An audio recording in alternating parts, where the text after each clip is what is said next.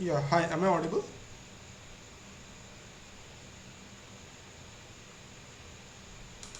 Could you please type or something if I am audible or not?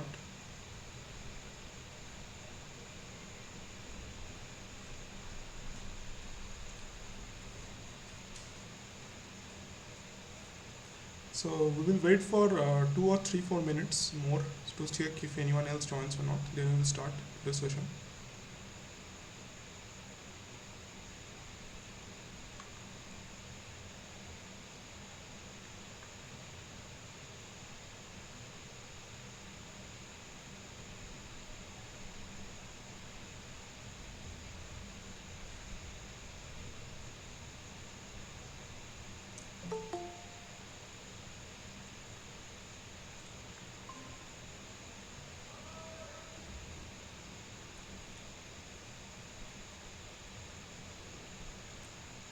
Am I audible? Can you please confirm?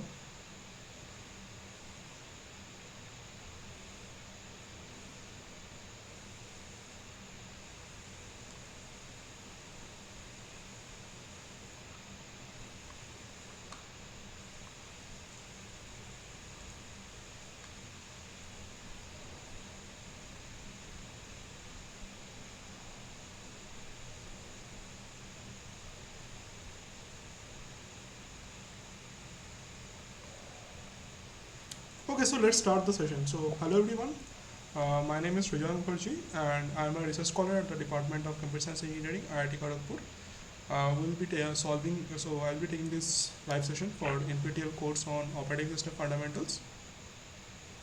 So, like all sessions, we will be solving some uh, problems related to this week's course, that is week 9, as well as I will do a full recap of what was done in this session, like in this week. So, let's start the session. So feel free to ask any question or any doubt when you have, as and when required. So, week 9. Okay, so let me share this tab. Okay, so in the previous weeks, we dealt with mostly our the interactions which CPU has with the OS. So CPU has these interactions like um, scheduling, synchronization issues, and those parts we dealt with. So this week we will start with memory management. So the interaction between the OS and the memory for various processes. So that interaction that CPU has with its memory part, that we will focus on this week. So let's start.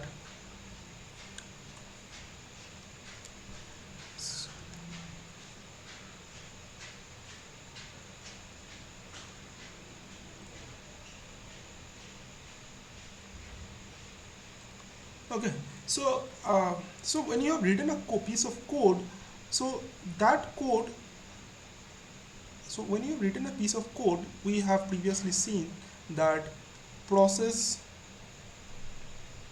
is a program in execution, right? So when you have written a piece of C code, let's say a code that adds two numbers and all, so you save that code, right? So the code gets saved into, let's say, secondary memory. That is your hard disk. When you save the program, that code gets stored into your secondary memory. So now you want to run the code. So what happens? The CPU will basically run the code, right? So what happens in that case is, first the program which is currently stored in your secondary memory is brought into your main memory. What is your main memory? That is your RAM, basically your RAM. So uh, now when it now you have to run the code. Okay, so you have to run the code which is now basically stored in your main memory. What will be the process? So CPU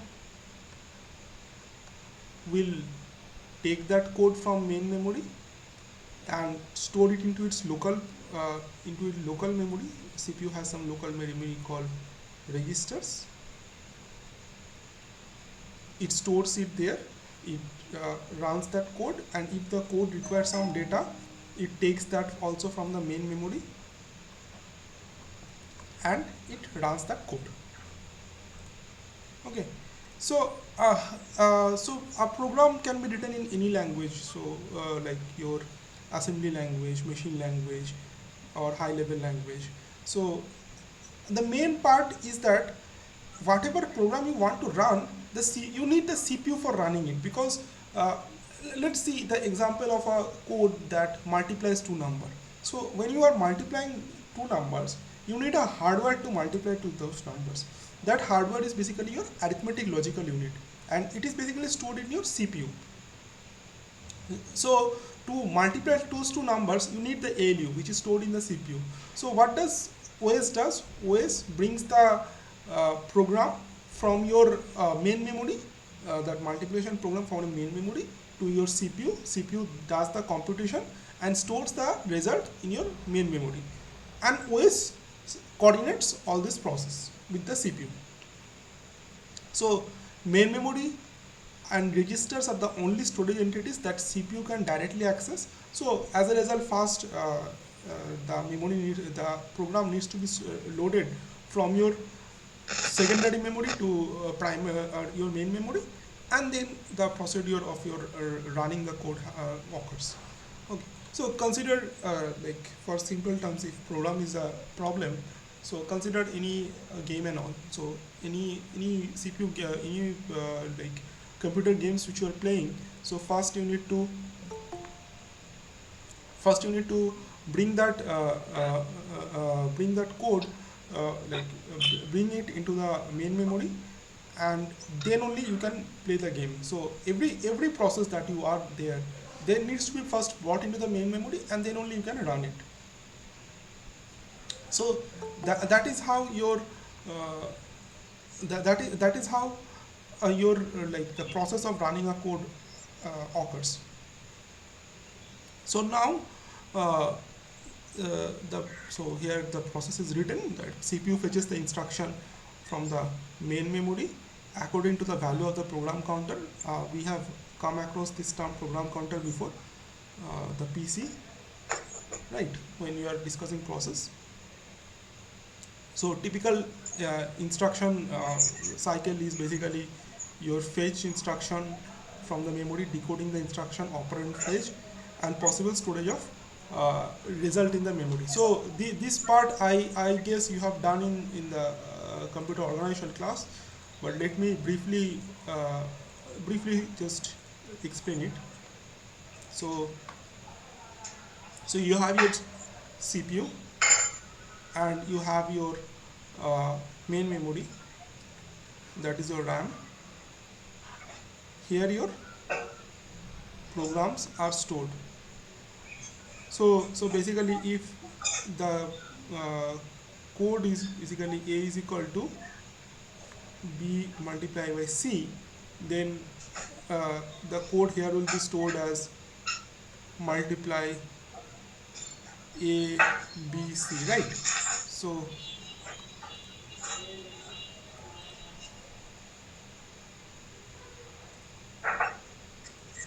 so uh, so the code will be basically multiply ABC, right? So what will the CPU do? CPU will fetch this instruction. Okay, so if B and C are your like your operands, and A is the place where the final value will be stored. So this instruction fetch and all, it follows a cycle. So first is instruction fetch, then decode, then execution, then uh, write back, and then your storage, like write back and then your final storage. So this is a pipelining process that this entire procedure fills. So basically, when you are taking this part of the code, you need to find out what is the so that is one procedure. So you bring it to your CPU. So the CPU needs to find out what kind of what is the operation this we are doing, whether it is a multiplication or addition or your division and all, then it executes this a and b multiplication, b and c multiplication, that is done here. Then if there is any write back, then it does here, else it stores it in the registers. Okay, so that is how it gets done. So that is your entire pipeline for your any your any operation that the CPU or any program that it runs. Okay, so that is what we have covered here. Uh, any doubt regarding this, how CPU works and all? So if you have any doubt, you can ask. Like how the program cycle works from your CPU to main memory and all.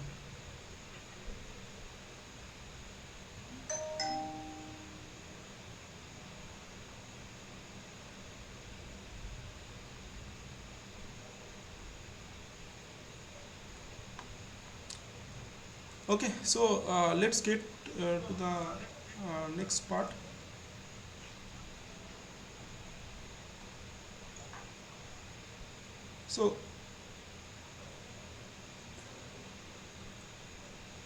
So memory unit only has a, like the memory only sees a stream of one of the following. So it has a read address and a read request, or a address or data write request.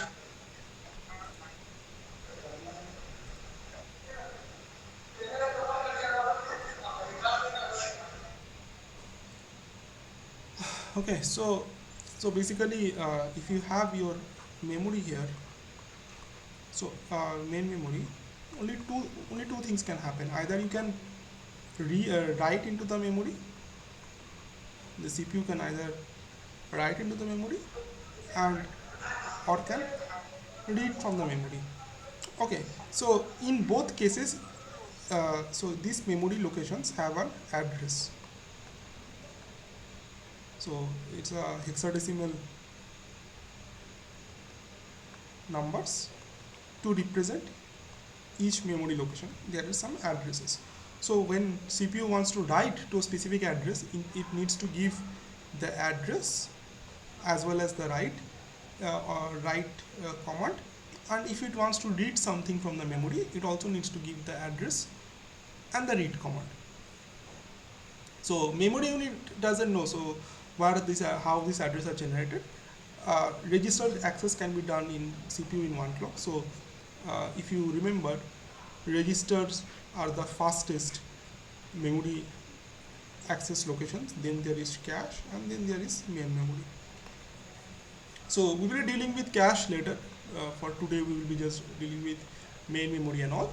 So this is how your entire cycle works. So the CPU needs to give the address where it wants to store the data, or where it wants to read the data from, else it is not possible for them. Now let's look at the next one. So CPU completing a memory access may take many cycles of the CPU clock. So because while registers may take one clock cycle to access, uh, and a cache may take a little bit more time, main memory is slow. So main memory is slow, and let's say it is even slower than, say, adding two numbers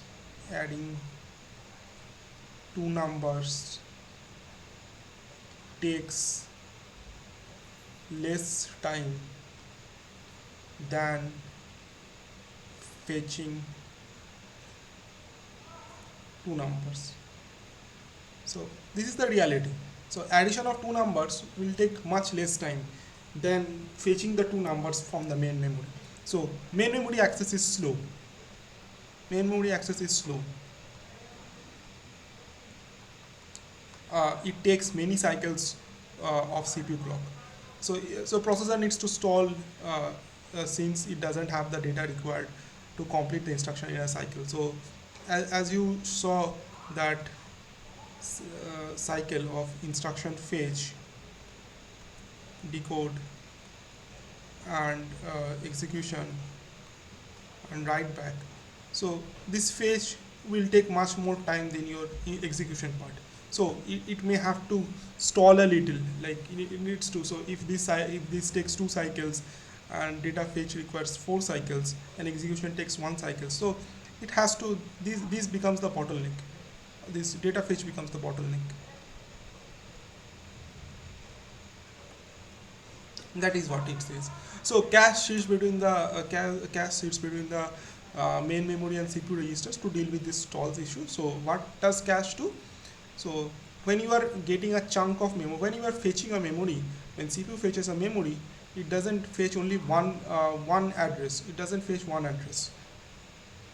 It takes a chunk of memory at a time. Okay, so it takes a chunk of the memory at a time, and at that time, that chunks get loaded into the cache.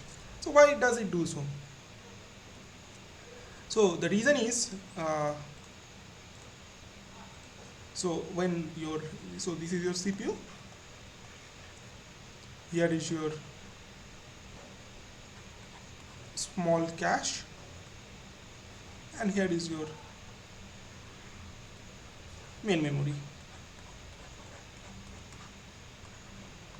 So whenever CPU fetches fetches some address, let's say it wants address, this is 1008, 1010, 1012, 1016, 14, 1016, 1018. Okay, so let's do this. So it says that the CPU says that, let fetch me, so read address 1012. So what does this does, if a cache is present, it not only brings this address to the CPU, it not only brings this address to the CPU, what it does is it takes this chunk of memory, and stores it into the cache, brings it into the cache. Why does it do so? So the logic says, like what have been found experimentally is that that next time when the CPU fetches some data, it will be in the vicinity of this zone. It should lie in this. So now it fetches read 1012. So there is a high probability next read which it wants will be read 1014. So at that time, so this cycle, if this cycle requires directly going to this requires 4 cycles, going here requires, may say, only 2 cycles. Okay, so next time it doesn't have to go all the way to read the main memory to fetch 1014. What can they do is it just search the cache whether 1014 is present or not. If present, it directly gets it from the cache. So that is why cache is required for your for improving the speed of this fetch procedure of data. Okay, so cache, I hope everyone knows what cache is in your like your regular example. Like whenever you are like you have this login as Facebook. So many a time we don't log out from the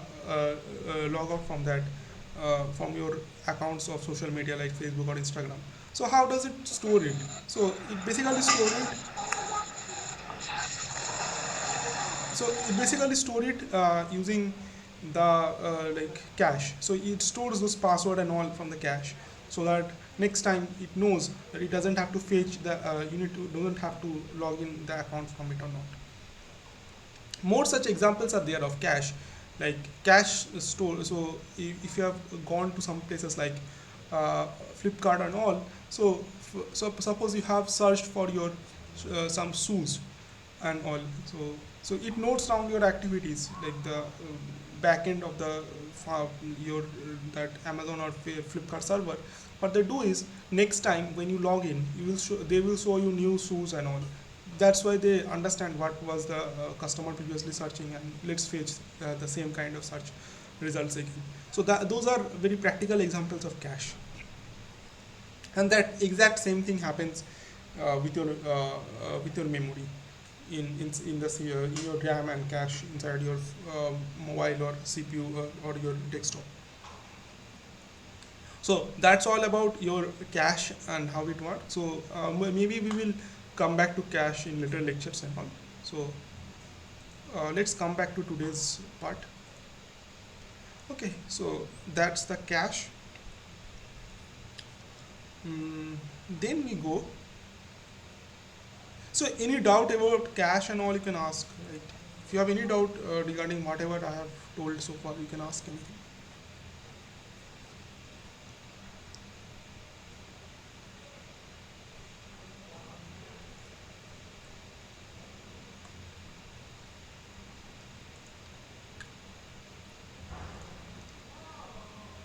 Okay, so let's let's look at how this thing like this memory management occurs inside by your OS or CPU and all. So there is a base register.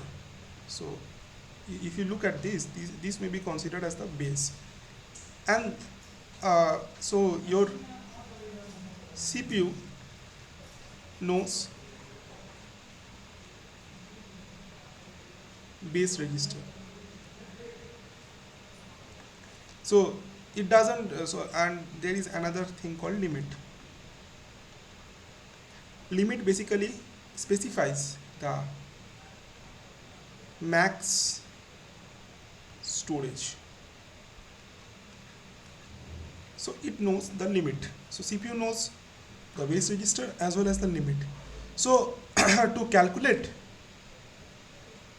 the range of addresses it can access, what they do is simply calculate this base and base plus limit.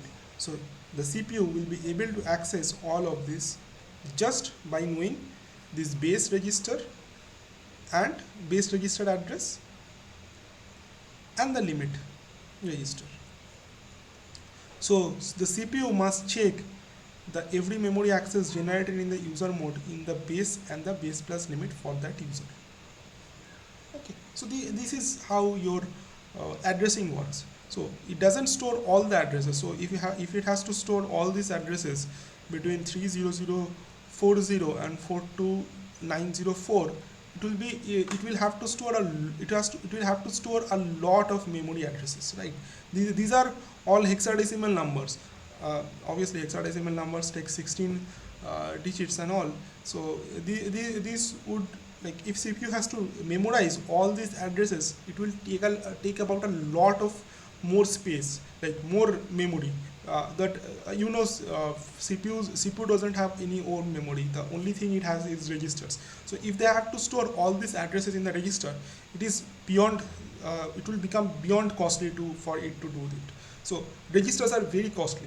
So if you notice your desktop or laptops, there are very few registers. The CPUs are there. There are very few registers. There may be 100, 200, those kind of registers. But the memory space you have in modern laptops and computers, you all use 16 GB laptops, all use 32 GB laptops. So those are big address spaces, but you cannot store all the address space inside the CPU.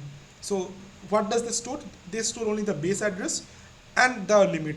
That will just specify which addresses the program can access.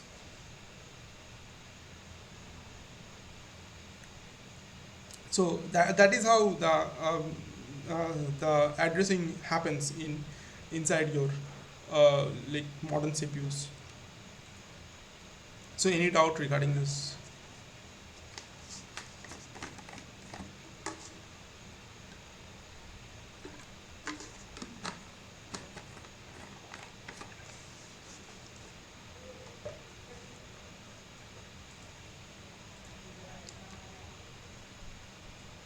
Okay, so let's look at this. So basically a hardware representation of what I was saying. So this is your CPU, the address. So if the address is greater than your base, yes. If the address is uh, less than your base plus limit, yes, then it can access the memory. Else, no.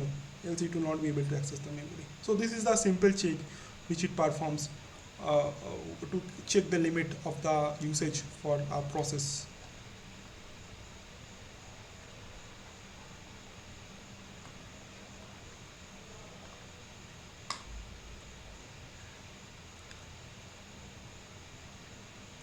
Now let's come to address binding.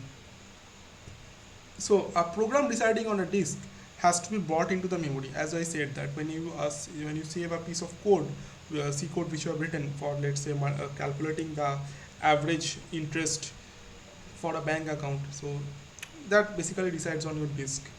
And to execute that program, run the program, you need to bring it to the memory.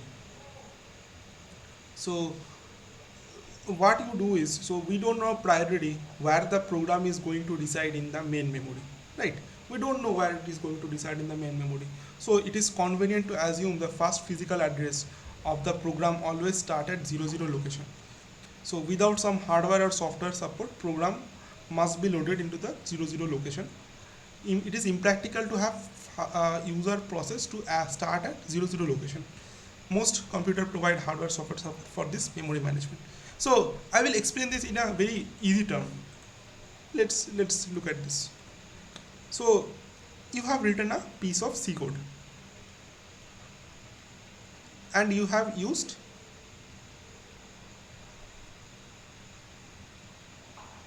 an array. Let's say you have written a code to calculate sum of all the array elements. So, and this is your array. Now how do you find out the sum? I equals to 0, I less than 128, I plus plus. All you do is you take a sum equals to 0 one variable, you do sum equals to sum plus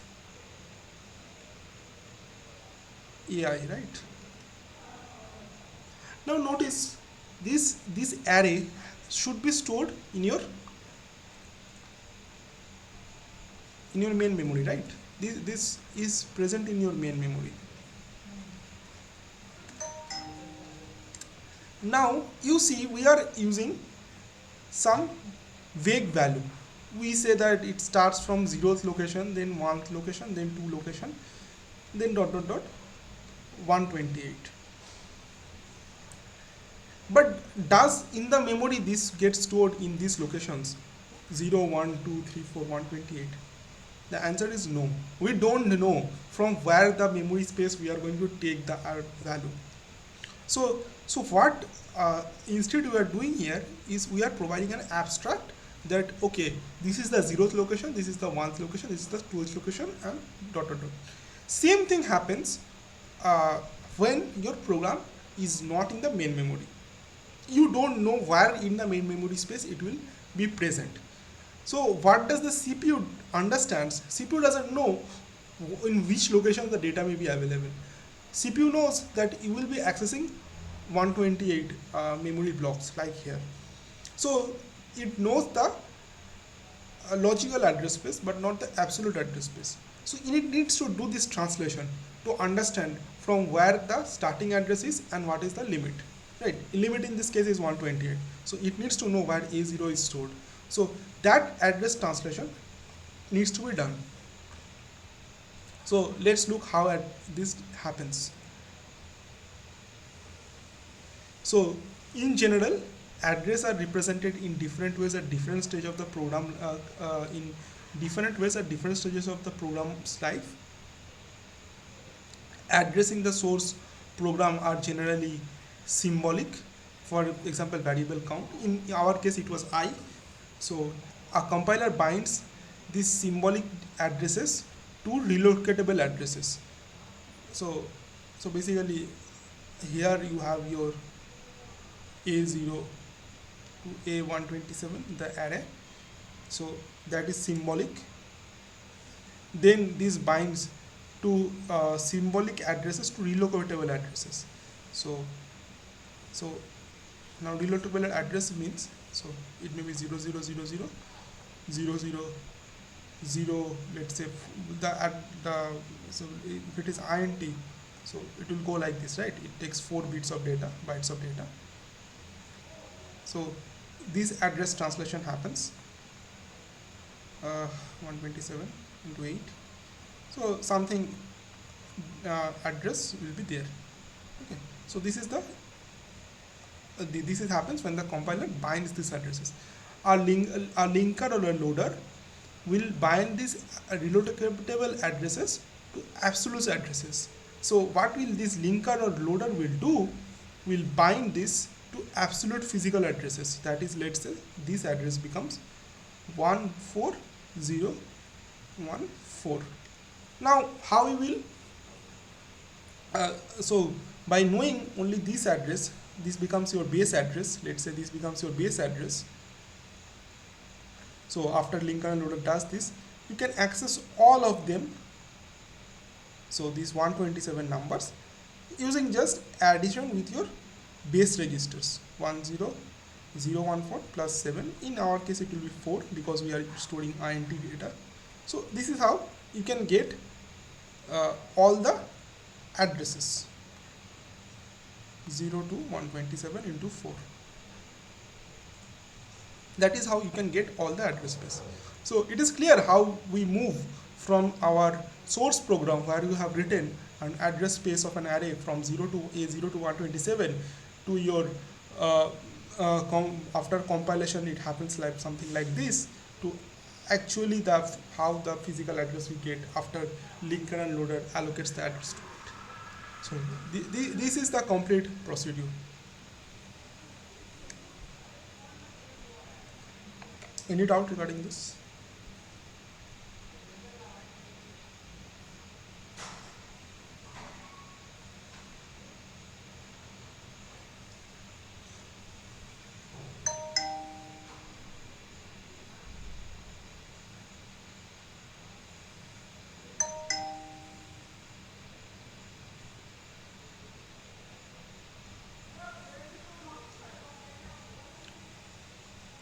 Okay, so let's move into how more this address space thing happens. We will talk about it.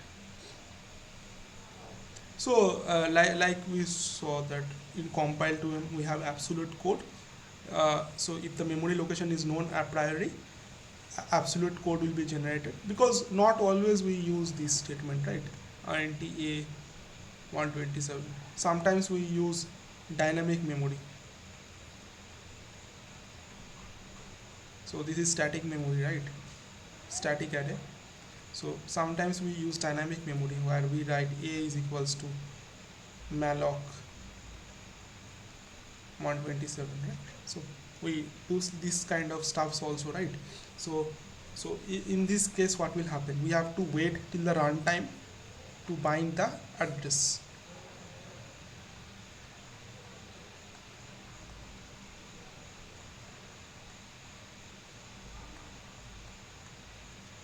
Whereas this can be done, this which we showed previously, this can be done at compile time and load time.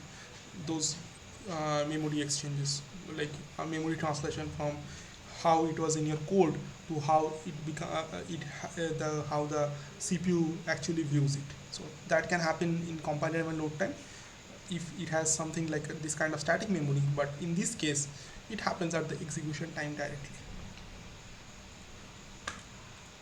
Now let's look at the processing of a user program. So first you have your source program, then you have your compiler so your source program is basically your C code. So then you have a compiler assembler. So in case of C you have a GCC compiler.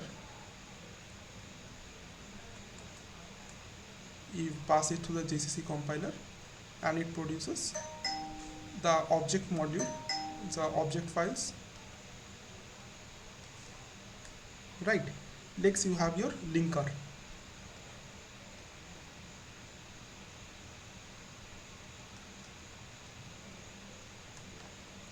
it produces your load module, and then you have your loader. So loader here, what happens in this case, if you have used a system library, let's say you have used math.age, like say sqrt function, that gets linked here, so that linkage comes here, and then finally your uh, linked binary image becomes is generated. That is basically your execution or runtime.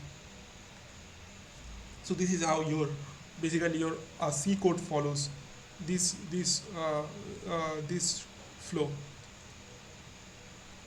You have your C code, it passes to a GCC compiler, it creates the object file, then you have your linker, it links with other modules. Let's say you have written a multiple C files, right? So many uses multiple C files.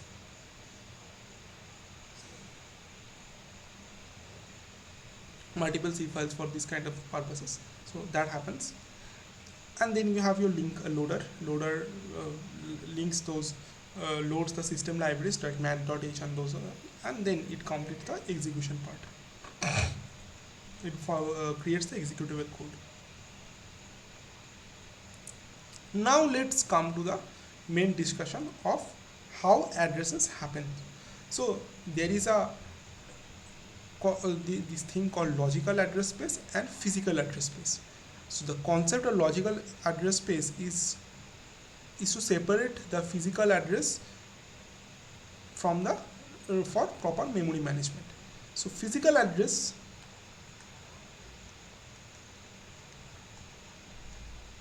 are the address in your main memory. So in your RAM, each has a dedicated physical address. Maybe you can consider this as an identifier. Let's say 1018, 1022.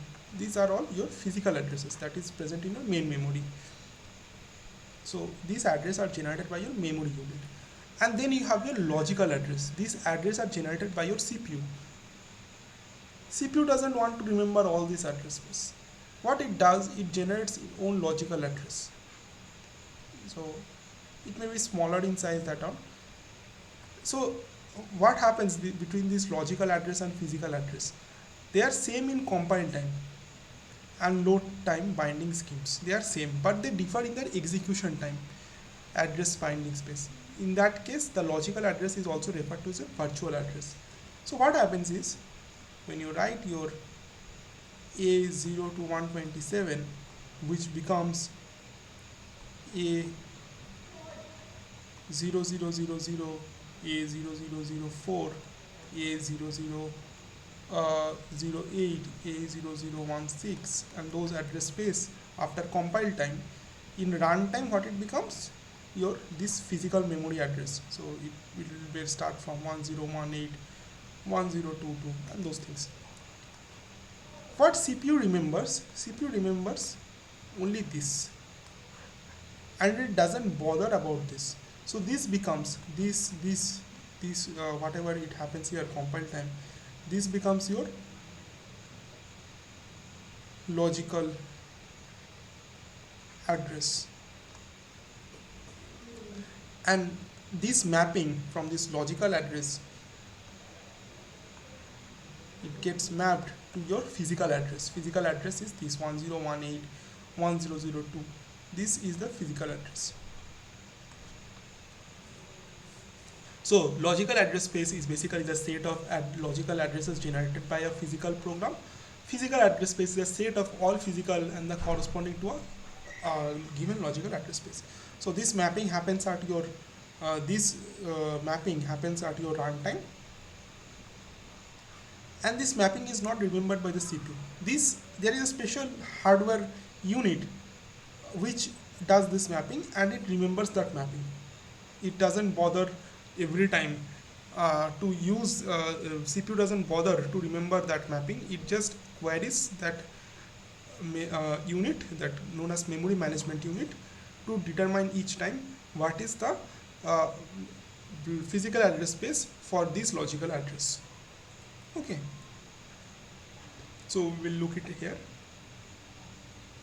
So this is your main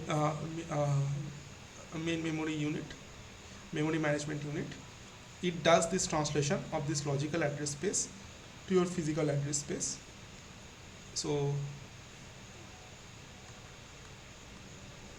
the process is there. The address space it requires, let's say it is given by 00000 to 0048. You it sends CPU sends that this process 1 is this, and it wants this address space. What does memory unit does? It typically translates to the location where process 1 is stored in the main memory. So it may be 10 10 1014 1058. So while the CPU doesn't have to remember anything other than this small address space, main memory unit, memory management unit, does this translation for it. So user program deals with the logical addresses. It never sees the real. Yes. Anyone has any doubt?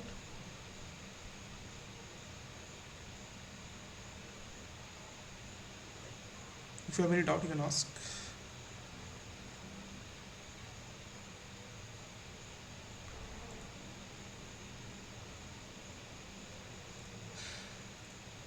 Yeah, so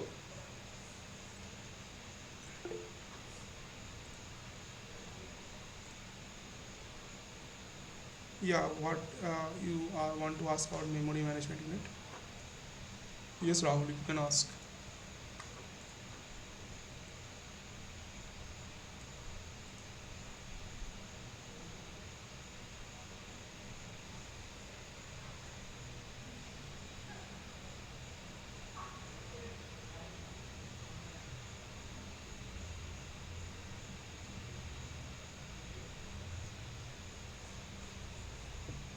So basically, memory management unit uh, basically translates uh, this logical address, that is your 000 to 0048, to your real memory address.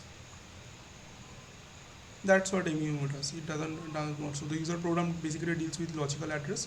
CPU also sees this logical address. It never sees the real physical address. It queries the MMU that give me this uh, give me these addresses for like do read and write for this process, these addresses. It contacts the MMU does the rest. It doesn't have to bother about it. So this is basically a translation process.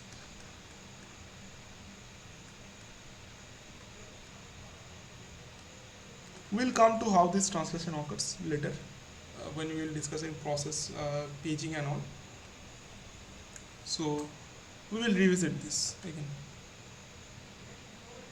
So so in a dynamic allocation, to consider the simple scheme where a value is the base register is added to every address generated by the user process at that time it is sent to the memory. The base register are now called relocation register. So it's basically the same process in case of your uh, in case of your dynamic memory. So it it sends the first address, CPU sends the first address, and a chunk of memory is captured by the MMU based on that relocation register.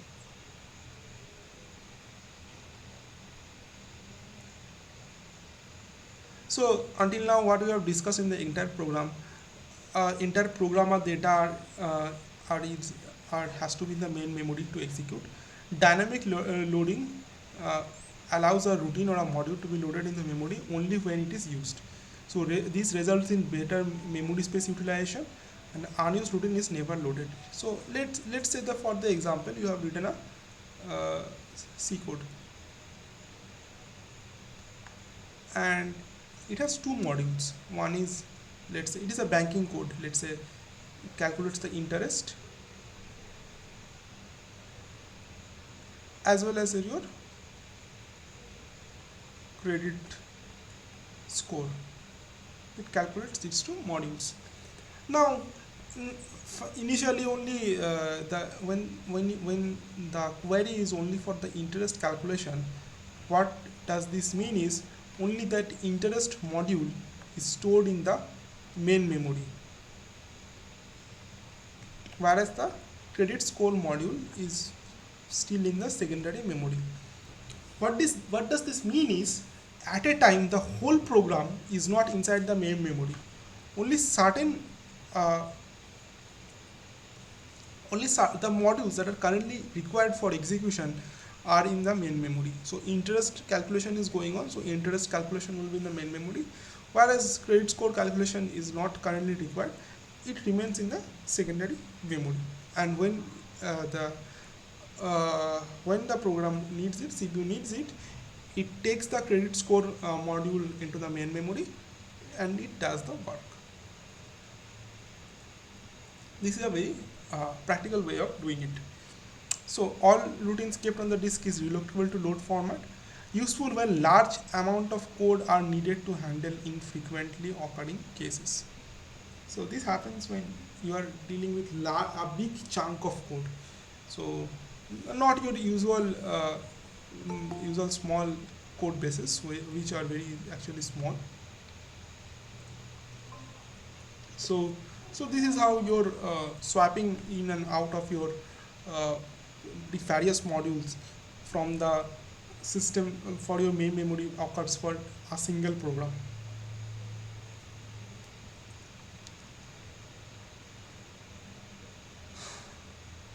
Dynamic linked memories libraries, system libraries that are linked to the user program when the programs are that are linked to the user programs when the programs are run, similar to dynamic loading, but linking rather than loading is postponed until execution time.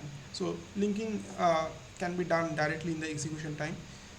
So a small piece of called stub is used to locate the appropriate memory resident library routing. Stub represents itself with the address of the routing and executes the routine. Operating system checks if the routine is in process in memory addressing not. So system are also known as shared libraries. So what does that mean? So what does that mean is you have you have written a code. Let's say let's come to the interest calculation. So when you are doing compound interest, you need to do a power of 2, right? This pow is a math.h library, right? So uh, what does this do is when the code is compiled, it keeps a stub here. Stub is a special module. So what does the stub do is when the interest module is run and inside it the power function is there, what does the stub do? Stub knows where this math.h is stored in the memory. Where is stub knows where math.h is present. This is what stub knows. So stub basically brings that module, this math.h module, into the main memory and executes it. This is dynamic linking. So any doubt so far?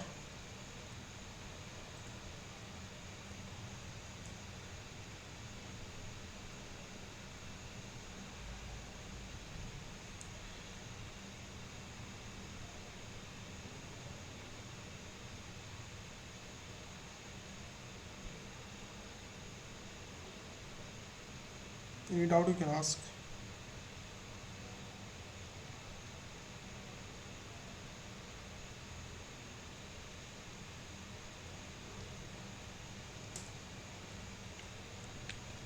Okay, so let's return back.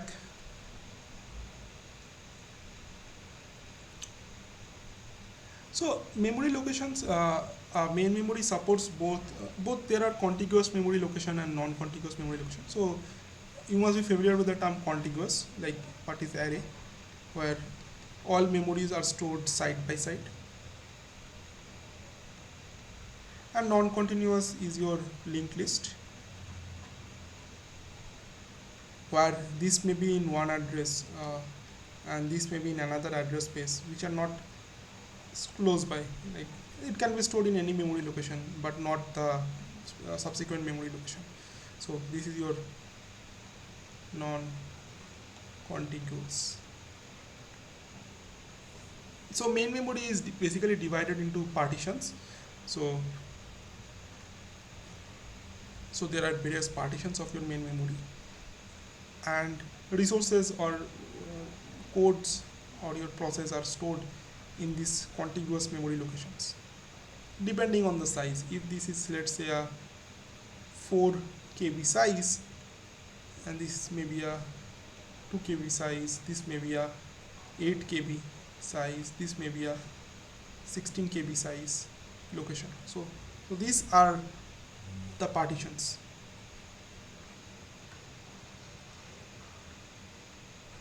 So relocation registers are used to protect users from each other, from changing operating system code and all. So MMU maps the logical address dynamically. Base register contains the smallest physical address space. Limit register contains the range of the logical addresses. So when you are referring to this chunk of the memory, so this is your base register for this chunk, this is your base register for this chunk, this is your base register for this chunk, and this is your base register for this chunk, and then there is the limit for each chunk. For each of them has their own limit, and as you can figure out, the limit is basically this 4 KB, 2 KB, 8 KB, and 16 KB.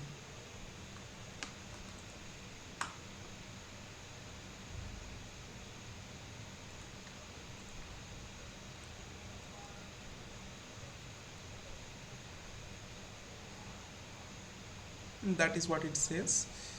Uh, so again, this is what happens. So you have your logical address. If the logical address is less than your register limit register, yes, then there is your relocator register. It adds it to, and it produces the main memory. So if you have something like this 0000, this is your logical address space 0004, 0008, 0012, 0016, 0020. Let's say if this address space comes, so is this less than your limit register? Yes, then only it passes here, and then it simply adds the relocation register. So let's say in this case, let me be 7014. So it will add this to 7014 plus 0008, and you will get your physical address. This is a plain simple way of doing it, but these are not so simple as it looks now. This will become complicated when we are entering segmentation and paging, those kind of things. So any doubt regarding this, you can ask.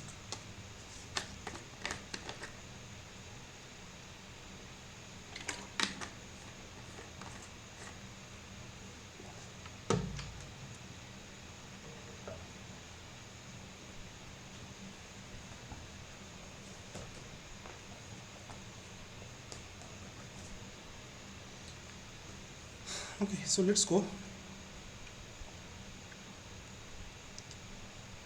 So multiple partition allocation. So you have your, so as I said, this partitions of your main memory can be of variable size. This can be of 4 KB, next it could be of 16 KB, next it could be of only 2 KB, then it can be again of an 8 KB size and all. So this partition can be of various size. So there are basically two types of partition. So one is your partition currently that is occupied,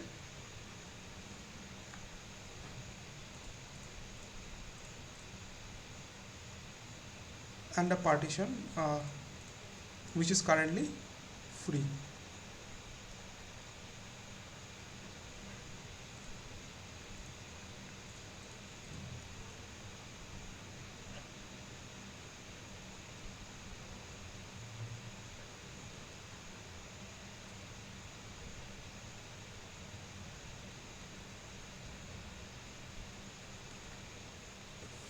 Okay, so this it can be like this. So one thing is your the partition cannot be of can be of fixed size, like let's say there is a let me just draw it here. So your partitions can be of fixed size partition, or can be a variable size partition, and we will get back to what does I mean by fixed size and partition of variable size. So let's draw. So let's say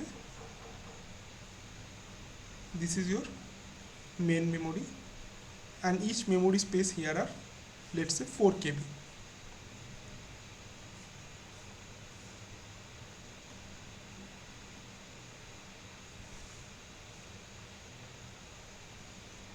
Each of them are 4 KB.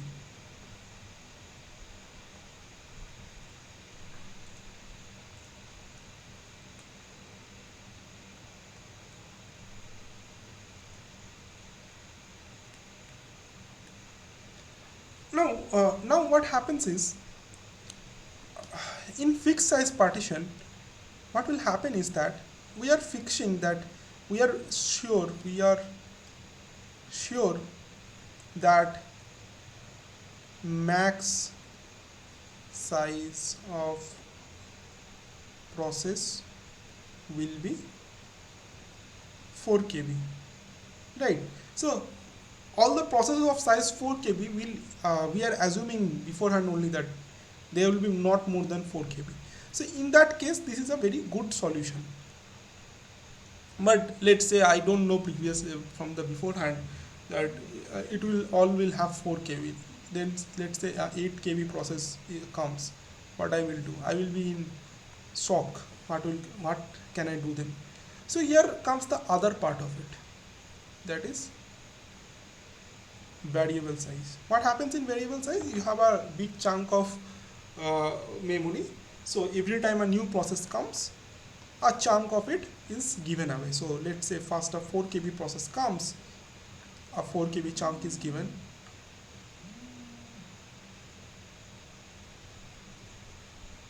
A 4 KB process comes, a 4 KB chunk is given. Then let's say 8 KB chunks appear, so 8 KB size is given. Then let's say a 2 KB size process comes, a 2 KB size is given. Let's say a 6 KB process comes, then a 6 KB size is given. So that's kind of a variable size partition. That is how a variable size partitions look like. Now both of them has its own pros and cons. So a big pro in this case is it is much easier to handle this kind of thing. So what will happen is this. So let's say initially a 4 KB comes, 4 KB occupies this. Let me use some different color. So a 4 KB process comes, 4 KB process occupies this. Another 4 KB process comes. Let's say like not a 4 KB process comes. Let's say a 2 KB process comes. So it will occupy this, and 2 KB will be free, right? Let's say next a 4 KB process comes again. So it comes here. So as you can see, the wastage of space are much less in this case. So only let's say so here the big limitation is we have to know beforehand the bandwidth of each process. Here only contraction happens internally, not much external contraction fragmentation. Now here is a big problem. Here what happen is you have initially dynamically allocated, let's say a 4 KB cell, then you have allocated a 8 KB cell for the next process, then a 2 KB cell, and then a 6 KB cell and all. So here you are losing some memory space. Here you are thinking that okay, this memory space is free, but if a new process comes, nothing can it cannot go and occupy there. So here comes and you think that you have solved this part here. here comes the bummer. The problem is when this process get over executing, it leaves a 8k space empty, right? It leaves a 8k space empty. Now suppose next a 3kb process appears, so it will require only this much, and this inside the partition only this amount of free space remains 5 kb.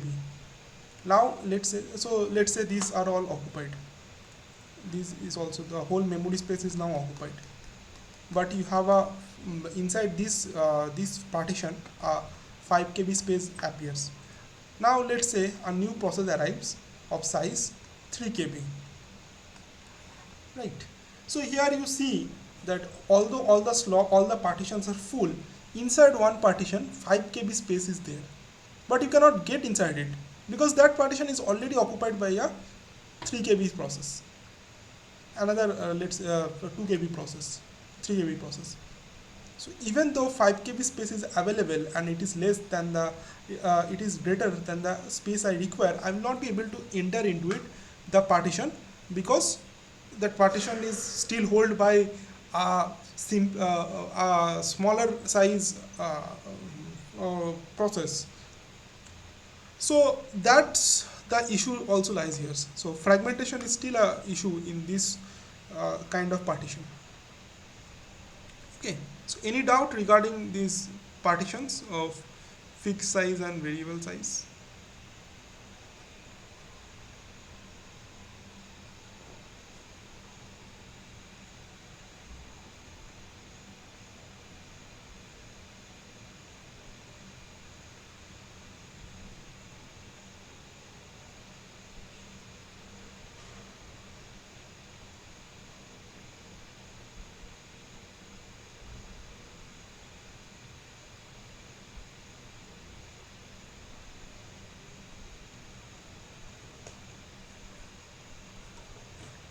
Okay, so here are the gist of what partition happens and how memory is partitioned. It can be a fixed set partition or a variable set partition. So let's come back to this. So this I explained what are the partitions and what kind of partitions are there. Now, how do you determine which partition your like your process goes?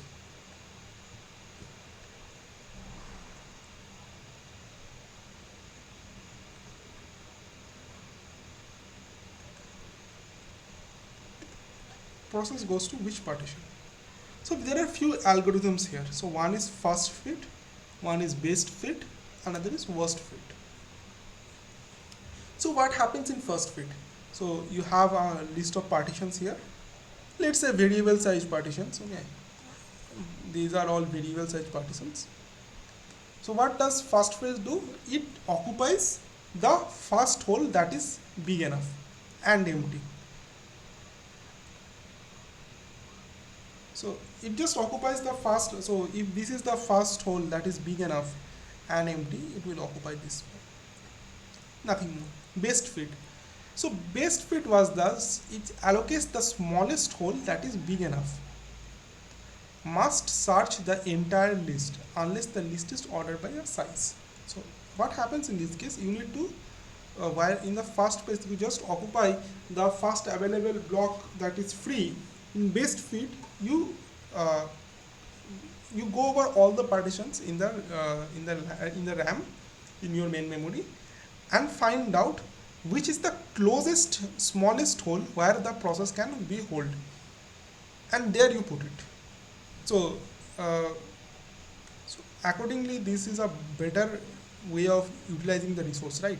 So instead of in best fit, first fit, what will happen if there is a 8 kb size chunk available and you require only 3 kb, you just go and occupy it, and you don't check whether there is a 3 kb another chunk available or not. You just occupy which was the first you can get.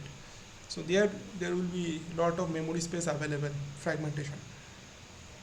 Whereas in based phase, whether it is a little bit less, like more time consuming, it will not be a problem, because you are occupying the best place where the process can be put. So that there is your best fit and first fit. And the worst fit is basically, as the name suggests, it occupies the largest hole that is available in the entire list. Where best fit occupies the smallest hole available, worst fit occupies the largest hole available. Okay. Now, as I was talking about the fragmentation, so let's come to fragmentation. So there are two kinds of fragmentation: internal fragmentation and external fragmentation. So, what is external fragmentation? So, what happens is, you are doing a partition. Let's say the first partition is of 2 KB, second partition is of 4 KB, third partition is of 6 KB. Then again you have a partition of 2 KB. Then you have a partition of 8 KB. Then you have a partition of, let's say, 6 KB. Then you have a partition of, let's say, 6 KB again. So these add up to 6, 6, 12, 14, 22, 22, 28, 34, and let's say only this is the empty slot, that is 2 KB that is left. So let's say all of them are filled, but let's say now a 4 KB process comes, and this is the only one that is available. So basically it is a fragmentation, right? So this is a small chunk of memory, and you cannot get into it, because this is the only one available, where rest other are not available. So this is called external fragmentation. The total memory space exists to satisfy a request, but it is not contiguous and therefore cannot be used. So first fit will always reveal in allocated blocks, another 0.9 blocks. So now what is the internal fragmentation? So internal fragmentation happens like this. So you have a 4 KB hole available, but you require only 3 KB. So you will occupy that 3 KB. So you will occupy the 3 KB, but this 1 KB hole, will remain. These are empty space inside the block. So this is your internal fragmentation, right? So if you have any doubt, you can ask regarding this.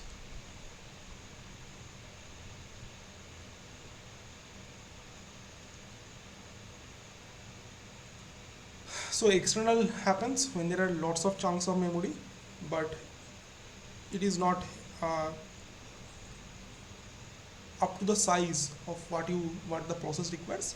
And internal happens when your in a segment, in a block, in a partition, you put a smaller size, like inside the partition only there is space available, because you have occupied a smaller size chunk into a large size partition.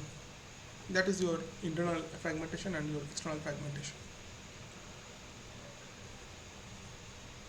So any doubt regarding this, you can ask.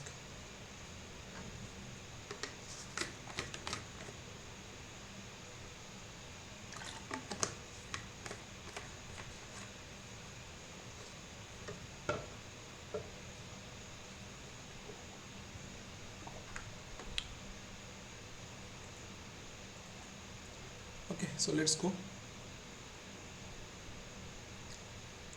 So fragmentation, how do you reduce fragmentation? So one is compaction. So what you will do, so suppose you have a chunk here remaining, and this is one partition, and here is another chunk, and then there is another one remaining. So what you will do is you will add these two up by pushing it up and moving this down. So that is your compaction. So through compaction you can place all the free memory in one block. So for compaction is possible only if reallocation is dynamic and it is done in execution time, then only it is possible. It is not possible if it is pre-allocated. Only if reallocation occurs, then only the reallocation is dynamic, then only this compaction occurs. So you understand compaction, right? Here is a small piece of memory available, here is a small piece of fragment available. So what you do is you put this on up and bring this one down. That is your compaction.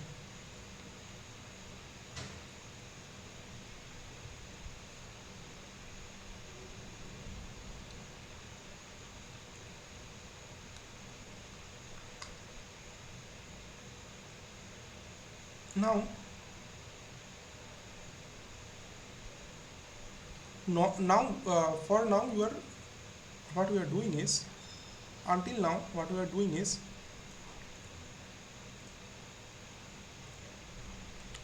up till now, what we are doing is, we are placing,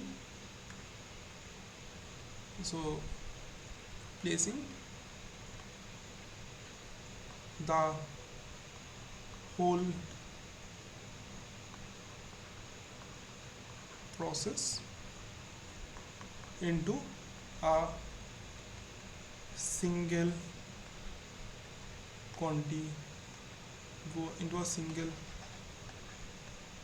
partition. So we are taking a partition and placing the inside all the entire process in this location. So this was contiguous. So a non-contiguous way of doing is divide the process into smaller parts and put the parts in the partition. So what does this mean is, so you have a process P, this is your process P, you divide it into small parts and you place those parts at different memory location. So something like this. So it first occupies one partition. There is 1, 2, 3, 4 and 5.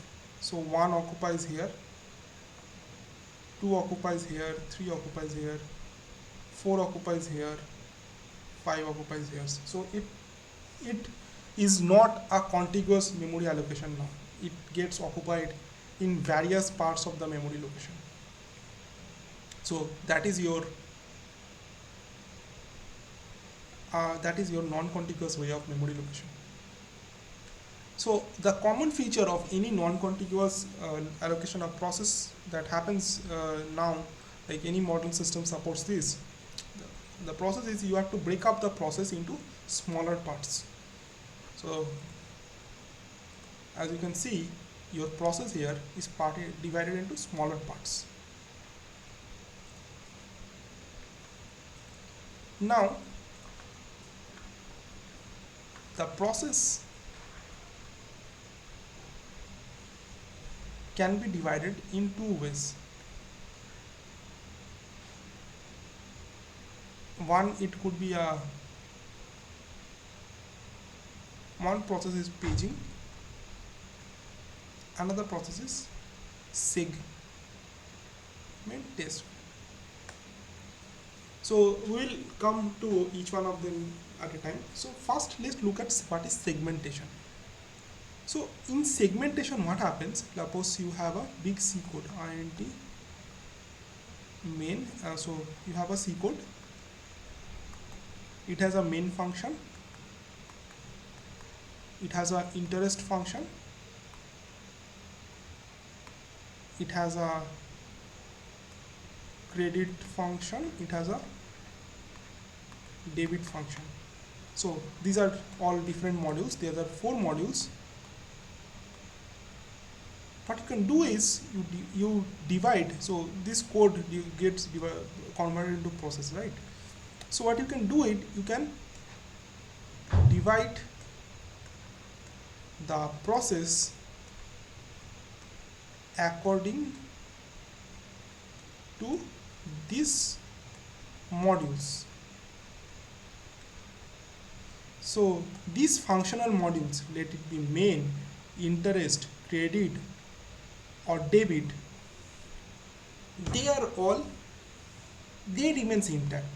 So they may be of, so this may be of variable size, like main may be of 4 KB, interest may be 2 KB, credit and debit may be 1 KB each.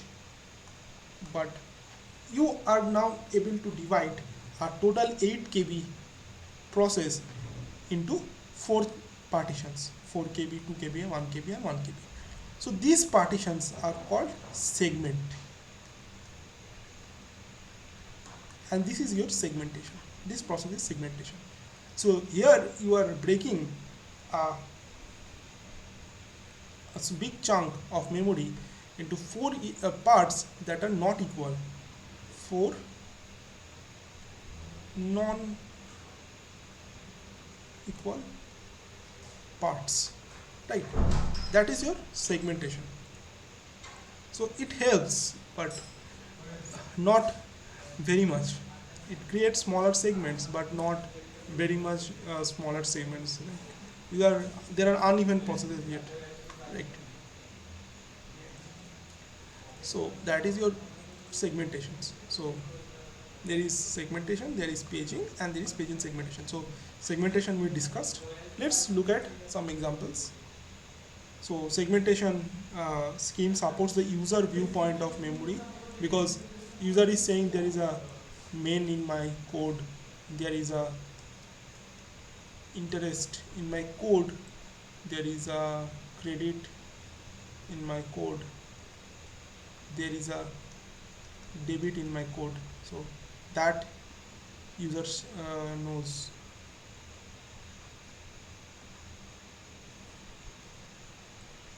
So our like here it is written, a program is a collection of various segments like main, program, procedure, function, methods, object, local variable, stack, etc. So each segments can reside in various parts of the memory. So this is a way to circumvent your contiguous allocation. So just like I was saying, this main, interest, credit, and debit can be in different parts. So this is a user view of a program. So there are very subroutines. Subroutines, basically modules. Then you have your stack, symbol table, main program, SQRT, those kind of things. And these all modules are basically different segments. So any doubt regarding segmentation, you can ask.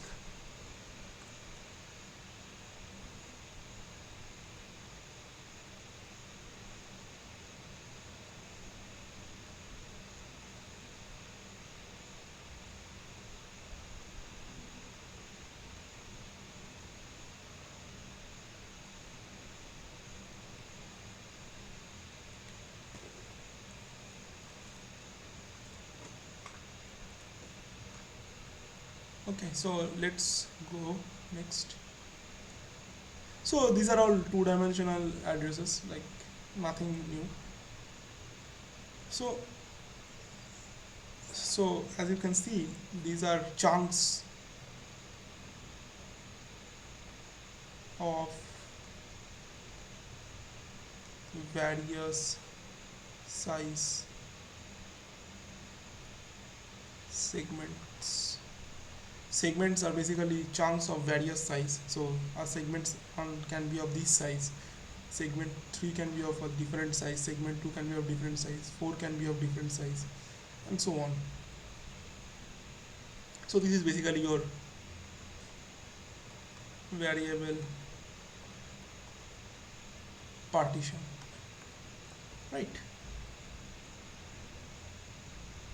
So our segmentation architecture are like this. So this is your physical memory. Okay. So each segments. So see, our logical address consists of two tuples. So one is the segment number, another is the offset. Okay. So segment number. So if you see this code, this is your segment numbers.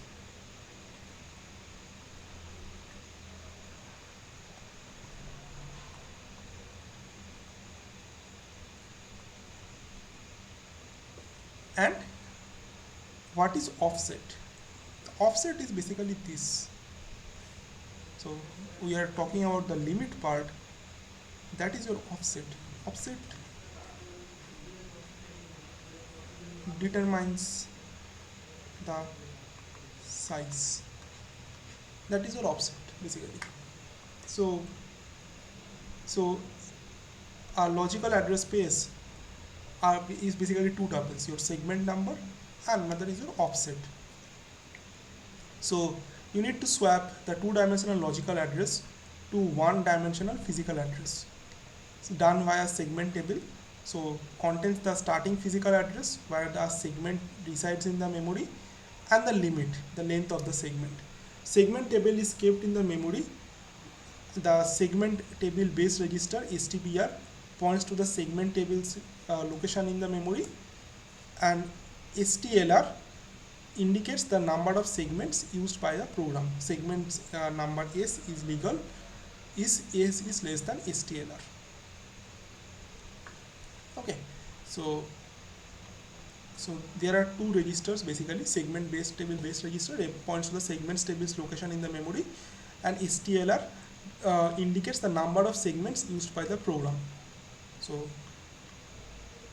this is basically what it means. Now how does this happen in this hardware? So this is your segment number and this is your offset, and here this segment number, you go to the segment table, you get the limit as well as the base, and then there is your segment number, you go there and found it in the physical memory. That is what it happens.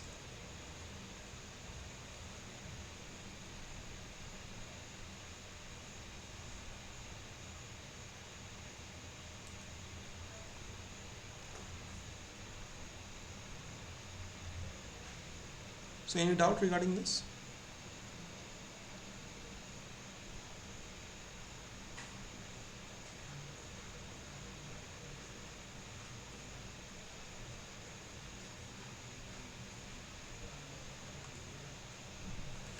Okay, so let's go now to paging.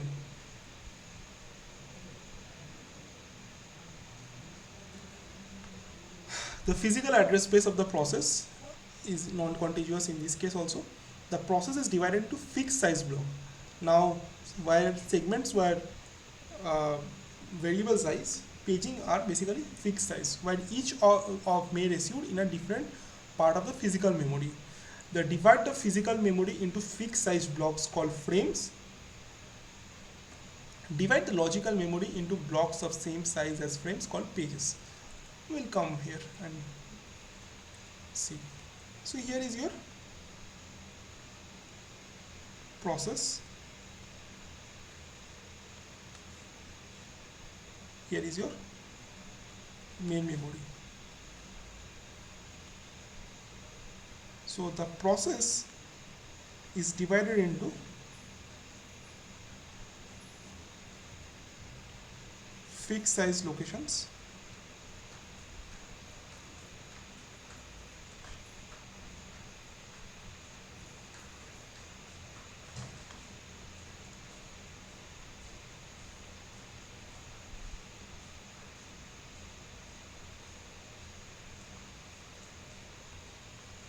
This is your process, and it is divided into fixed size location. And then there is your main memory.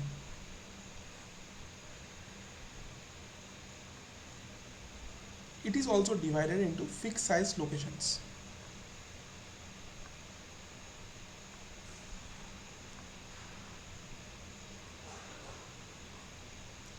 So this one is basically the CPU knows this, and this is your main memory.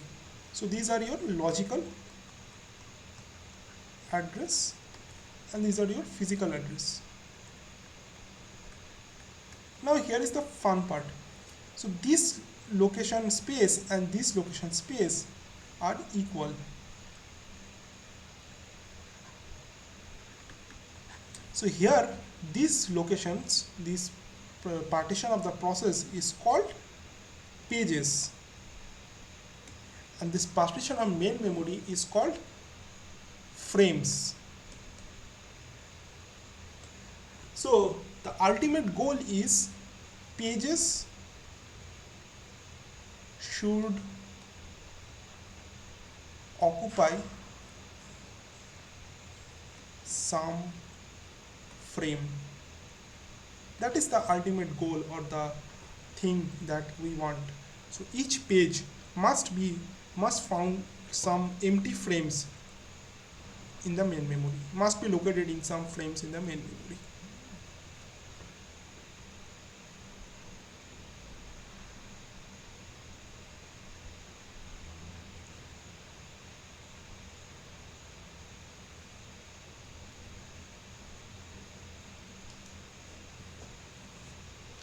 Okay, so uh, backing store where program is, so these are not important. So divide the physical memory into fixed blocks called frames, divide the logical memory into blocks of same size called pages.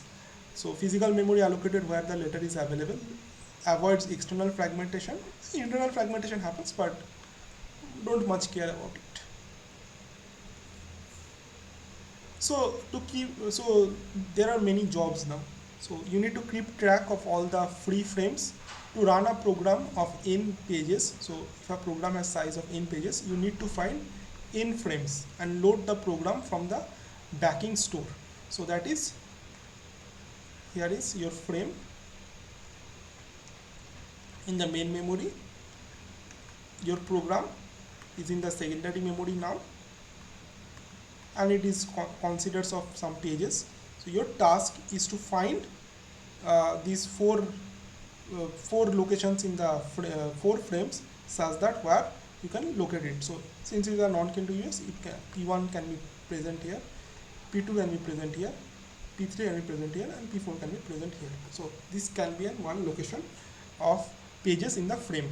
So we set up a page table to translate this logical to physical address.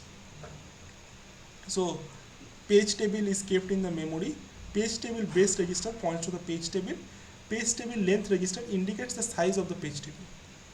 So you need to know, so these two registers basically points, one points to the page table, another points to the size of the page table, that is how many pages it can hold.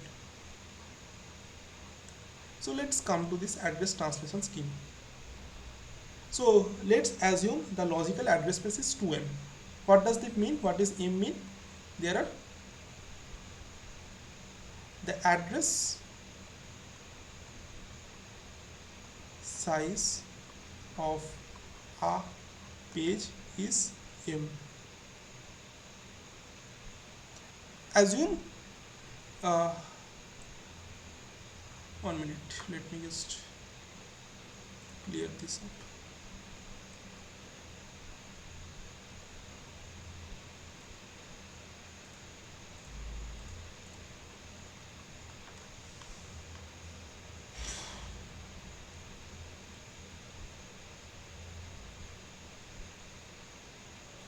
So here is your logical address space, and it says the size is 2M.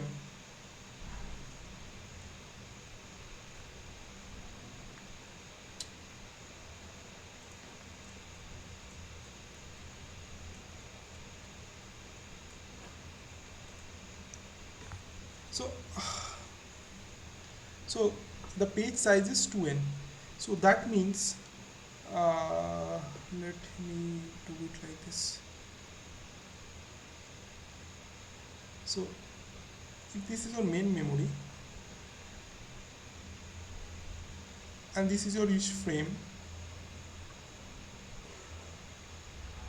so this is basically n. So that means this frame 1 contains page 1 of size 2n. So this basically has n number of pages stored here.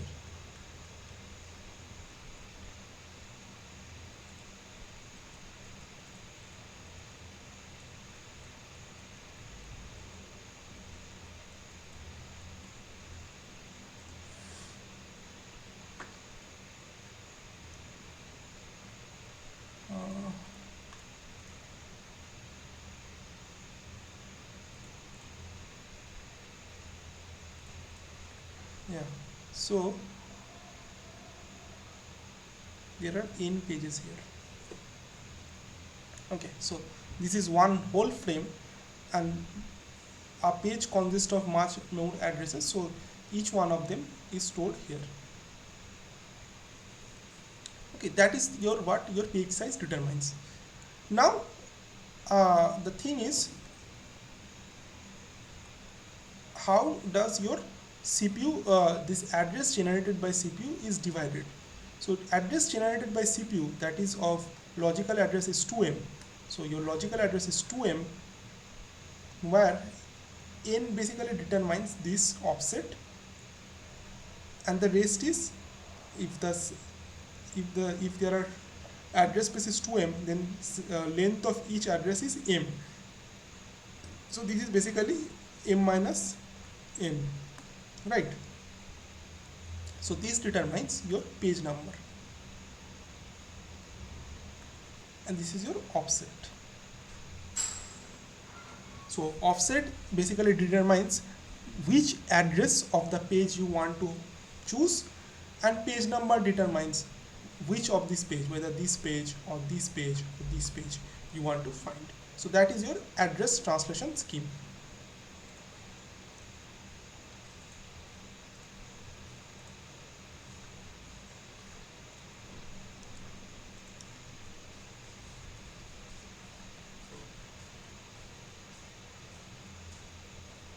Okay, so here you have your frames, each frame, and here is your frames, here is your page. So this is your basically what is n, and here is your address space. So let me do it again.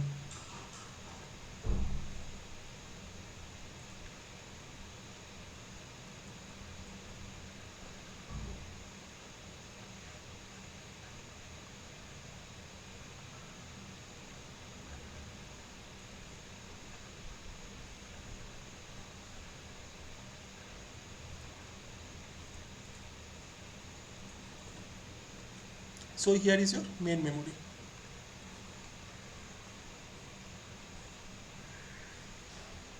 So what we know, each frame contains a page. What we have been said here, page size is 2m, 2n. So that means each page has n address lines, n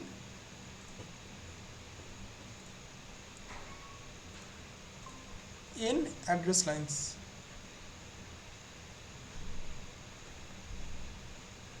Right.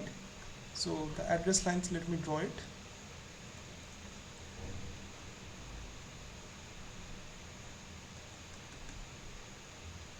Here are n address lines, and this is your one page equals to one frame, let's say. Now you know the logical address space is 2m.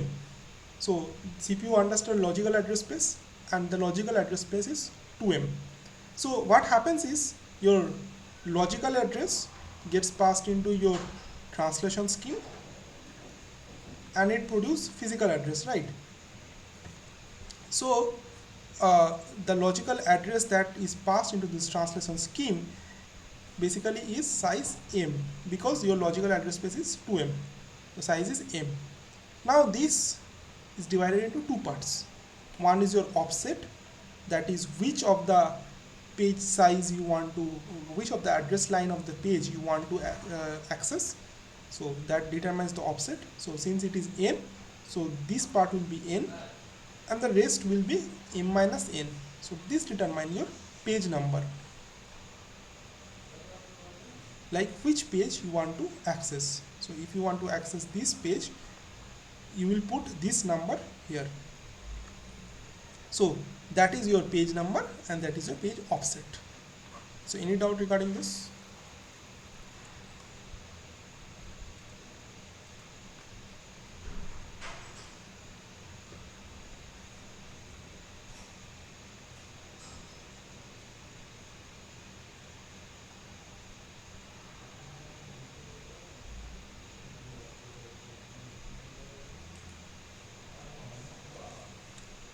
Let's now look back how it is done.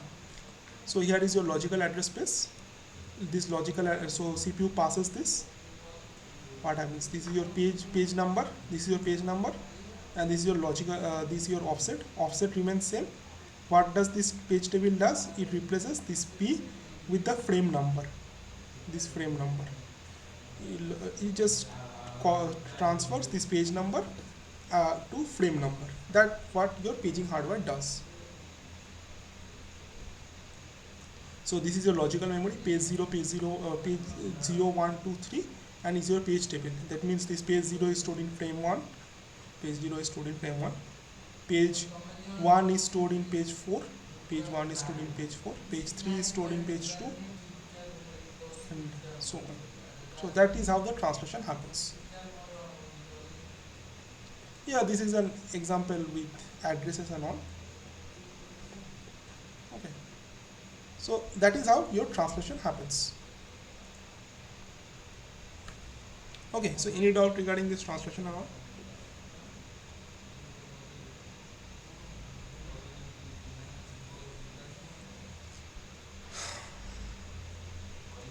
Okay, so let's solve some questions now.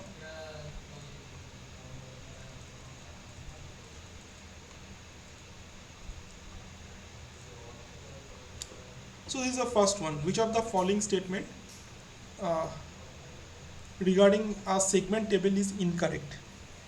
STBR points to the segment table location in the memory. STBR is basically your segment table. STBR is basically your segment table base register. So that basically points to the segments table location in the memory. So this one is true. STBR points to the segment tables location in the main memory.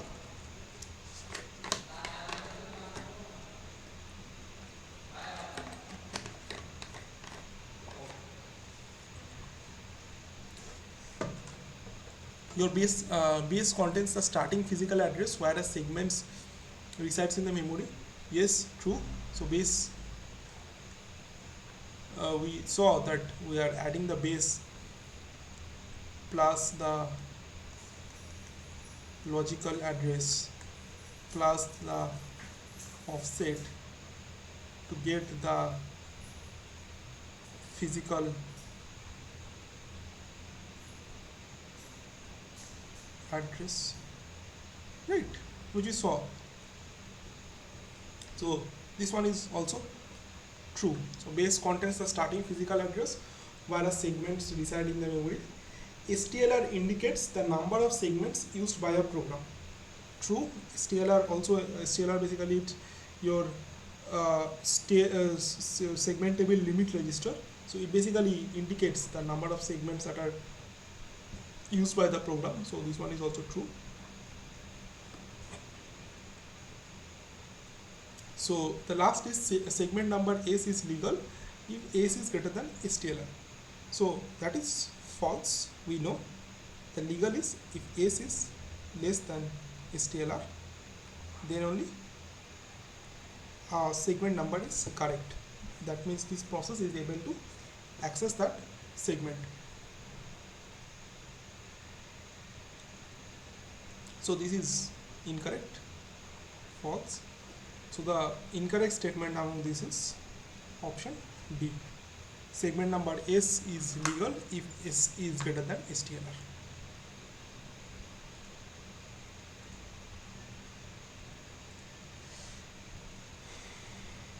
So any doubt regarding this?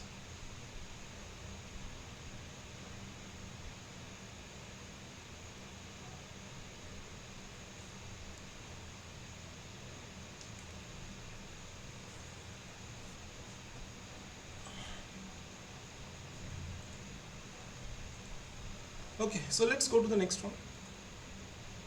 So reason why CPU has to stall occasionally is which of the following is correct? So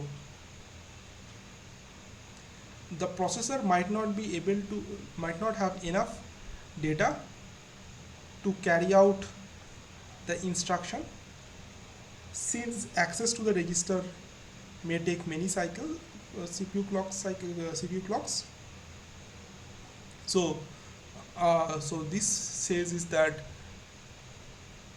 CPU to register may take long time. So that is not correct, because that is incorrect, because we know CPU to register is fastest and it generally takes one cycle to achieve it. So that is not a big problem. Okay, so next is memory access may take multiple CPU clocks and the processor might not have the data required to complete the instruction execution. So it says that CPU to memory is slow, so the processor will require will not have the data to complete the instruction execution. So we know CPU to memory is slow, so this one is correct. Access to cache may not be allowed for several clock cycles, thus the processor might lack data for execution of the instruction. So it says that CPU to cache is slow, so there will be a stall. So again that is false, because we know CPU to cache is second fastest to your registers. After registers, then there is cache, then there is memory. So this one is also not correct. So the correct answer is B. CPU to memory is the slowest, so that's why the data required to complete the instruction execution will take a little bit time.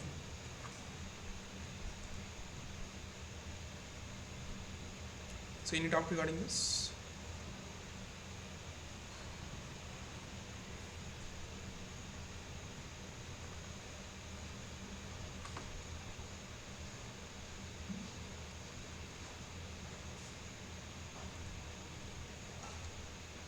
Okay, so let's go to the next one. Which of the following techniques is used to secure a memory? So one process, option A is one process cannot access memory of another user process. So it says that if process A is using this chunk, process B won't be allowed to access this chunk, that it says. So this one is correct. Process cannot access the memory of another user access, that is correct. A base and register and the limit register define the boundary of a program in the memory. True. The base and the limit register defines the boundary define the boundary of a program in the memory. CPU must check every memory access generated in the user mode. In user mode is restricted within the base and the base plus some limit for the user. So the user checks whether the requested mem is between base and base plus limit, right? It checks this. So that is also true. It checks this to check the uh, memory access is given within this range or not. So the correct answer is all of the above.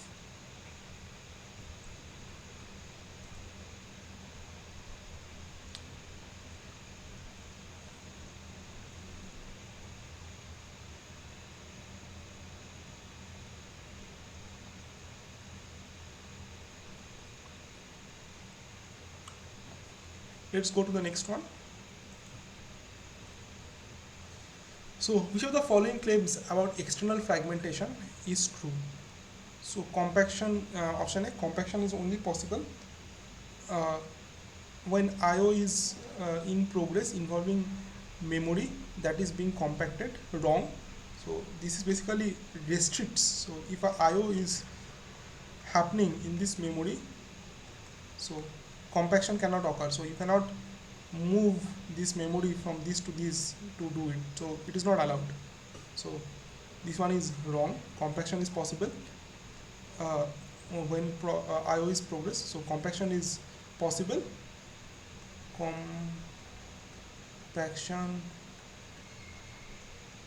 possible only when no IO operation. Compaction is not possible if reallocation is dynamic and is done at execution time. So compaction is not possible if reallocation is dynamic and is done at execution time. So this is also false. Compaction is possible. Compaction is possible only if relocation is dynamic. Option C, the memory contents are shuffled to place all free memory together in one large block. True.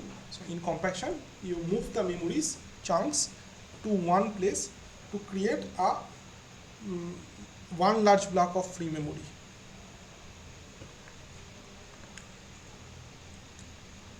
Right. So that is about this question. Let's go to the next one. So in our dynamic linking, stub is used for locating the appropriate memory resident library routing. Option A. Option A is correct. So stub is basically locates the memory resident of the library routing. Can be postponed until the execution time. Option B is also correct. Can be postponed until the execution time. That there also you can do it. OS check if the routine is in process address, if the routine is in process address memory address, and if it is not in the address space, then it is addressed to the address space. True. So if it is there in the address space, then no issue. If it is not in the address space, what we do? We move it from the secondary memory to the main memory. We do this translation. So the correct answer is all of the above.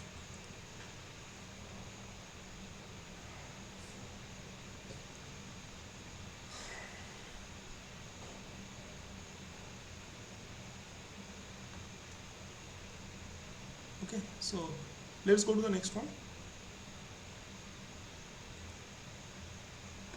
So match the following columns. So you have been given symbolic address, absolute address, relocatable address, and where in the program it is present. So what about symbolic address? So symbolic address is basically A0 to 127. Symbolic address is present in your source program. Right. Next you have your absolute address. Absolute address is basically present in your compiler. Absolute address is basically 7014 kind of 7018 kind of things. That is your absolute address, that is the physical address. And then there is your relocatable address, which is basically in your compiler. So relocatable address will something look like this: your 0000 0004 0008 0012 0016. Right. So the correct option is option C.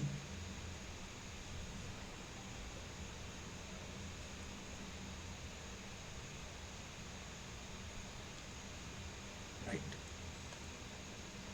So any doubt regarding this, you can ask.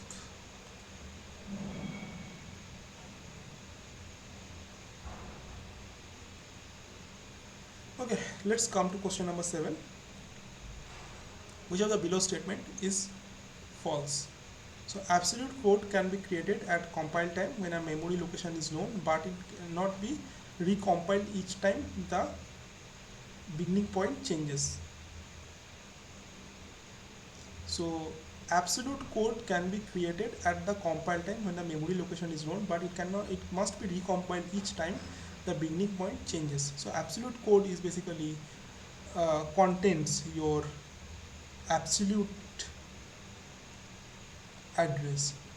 So each time, so it must be recompiled each time the beginning point changes, right? So if initially the address was 1074, the address, now the first address changes to 207678, so obviously you need to recompile it because that address was created at compile time. So this is true.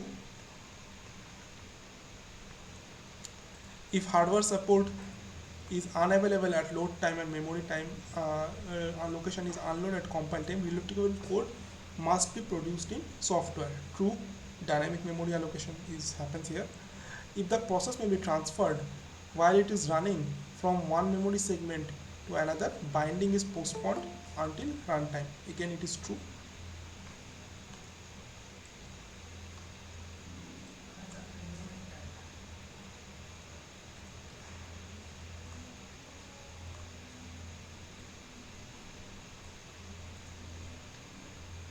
So the correct answer is none of them is false, all of them are correct. Next, let's come to question number 8. So between logical address and physical address, both are generated by MMU, both are generated by CPU. MMU generates logical address, CPU generates physical address. So logical address is generated by, who generates the logical address? Logical address is generated by your CPU, right? So logical address is CPU,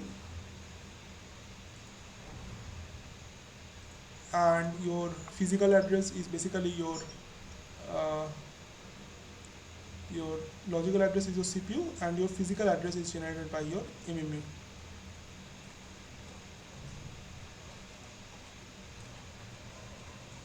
So the correct answer is option D. Next we come to question number 9. In a hierarchical paging policies, there are 4 hierarchical pages. The system does not use cache. The number of memory access required to access a particular memory location will be. So there are 4 hierarchical pages. So there is page table 1, there is page table 2, there is page table 3, and there is page table 4. So the number of so system doesn't use any cache. So the question is number of memory location to access a particular memory will be. So what you will do? So you will access this memory location, then this memory location, then this memory location, and then this page table, and then you will come to the main memory, right? So there are 4 page tables, and then it accesses the main memory. So there are total 5 memory uh, location access to access this memory location. So basically in a multi-level paging, so first one,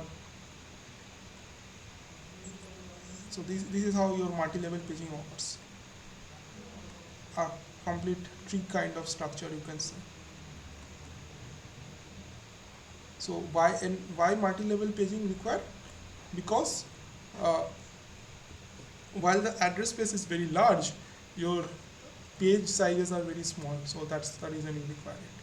So the correct answer in this case is D, 5. And this is the last one. Which of the below statement is false?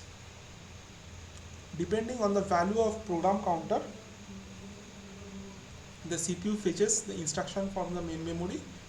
True.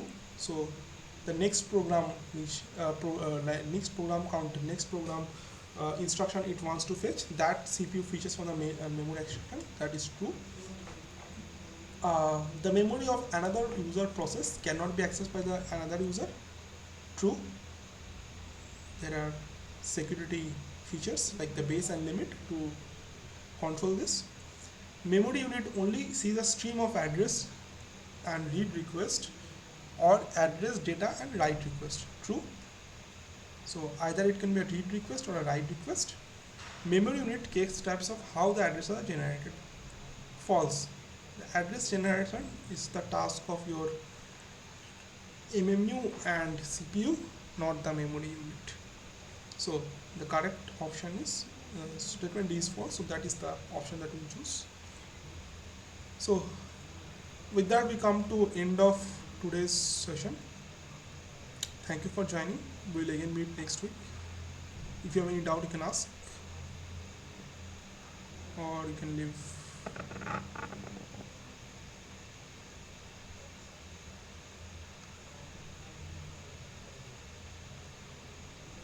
Okay, so we'll again meet next week.